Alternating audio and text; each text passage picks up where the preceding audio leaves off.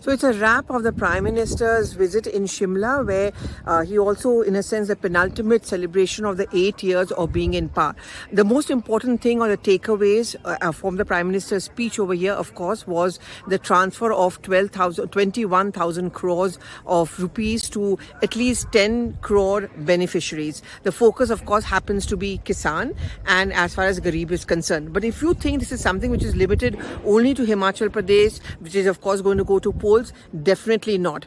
Because in that speech that he made over here, he of course took pot shots at his political opponents, where he said that in the past, the money which was, for example, earmarked for the education of children, all of that has been diverted. There were false names which were included in the agenda, but more than that, around 2.5 crores of rupees, for example, percentage of all of that was actually being diverted to people where one, of course, doesn't even know who they were. He spoke about the corruption. The fact that it was a disgrace, and he, to use his words, wasn't it a paap or injustice with the poor of the country? Clearly, it's a pitch not just for upcoming state elections in Himachal Pradesh and in Gujarat and so on, but of course, it's a pitch for 2024 elections as well.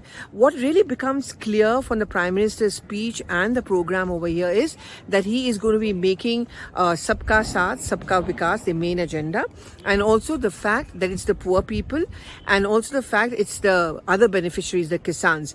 What is interesting, what I also found is the focus he had on Nari Shakti, woman empowerment.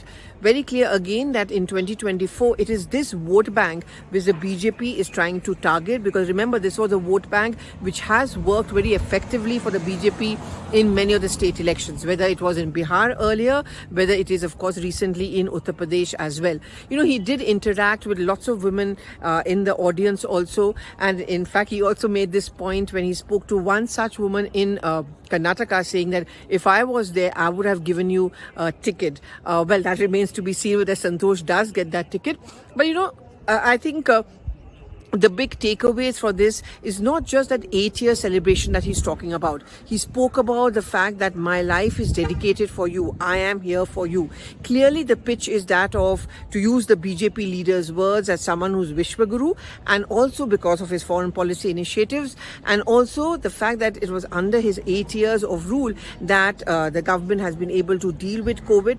Word of praise really coming in from the Himachal Pradesh Chief Minister as well, and also COVID management, health facilities, education, for women empowerment, and of course children. That is also an important focus. All of this is going to be clearly the pitch for the 2024 elections, and of course in Himachal Pradesh, where it hopes to beat that anti-incumbency, which usually goes through a cyclical pattern as far as the electoral results are concerned.